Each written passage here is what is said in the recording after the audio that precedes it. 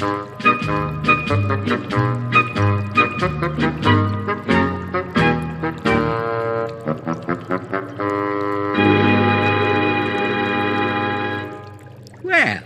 here I am again, old Grandpa Munster, back in his laboratory. Say, did you ever see your mother watching those cooking shows on television? I'm sure you have. Well, I thought it would be fun if I showed you what was cooking down here in my dungeon by making one of my favorite recipes for you. I'm going to show you how to make a batch of Grandpa's do-it-yourself magic potion. Now, first, you need a plain, ordinary witch's cauldron like this.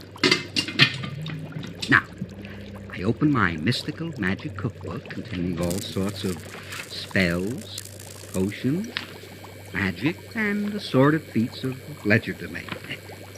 Legerdemain. That's a very expensive word that means magic. In fact, it's so expensive I can hardly ever afford to use it. But for you, nothing is too good.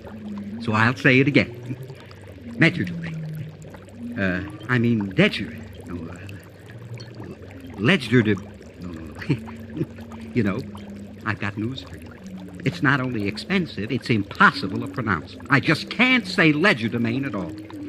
Well, to begin the recipe for Grandpa's do-it-yourself magic potion, first we need the ingredients.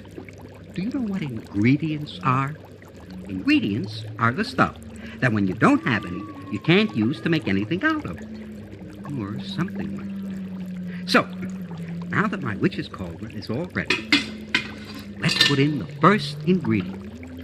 1 spoonful of well-seasoned, powdered nightingale's tongues.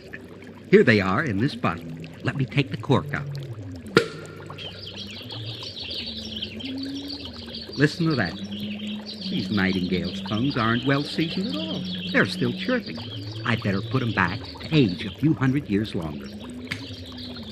Instead of nightingale's tongues, I'll pour in some magic Transylvanian swamp water, about a gallon's worth.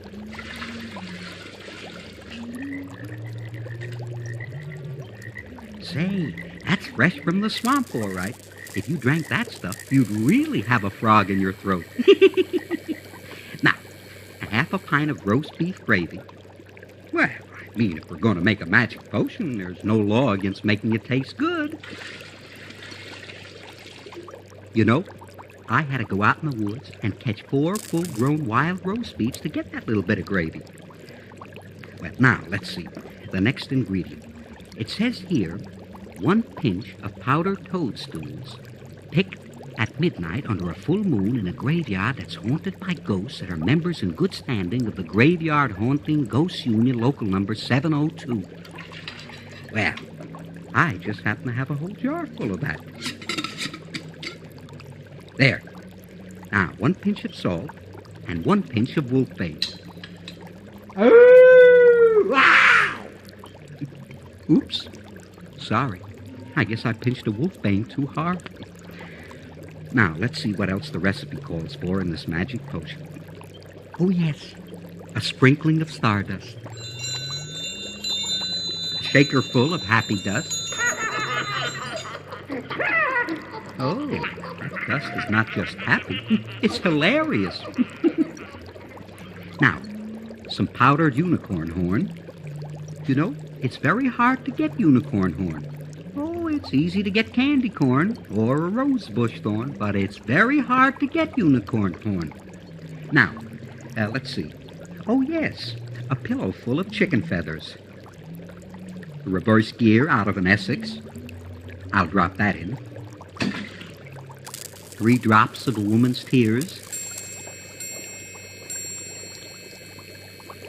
And the final ingredient, a gallon of water from Niagara Falls.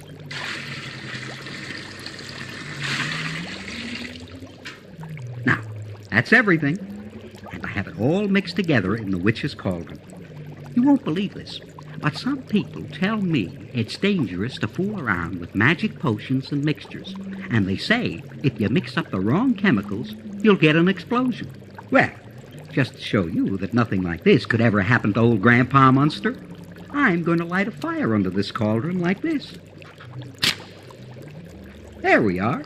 And now I'm going to stir it all up with this packet to prove that this mixture is the safest thing that anyone could...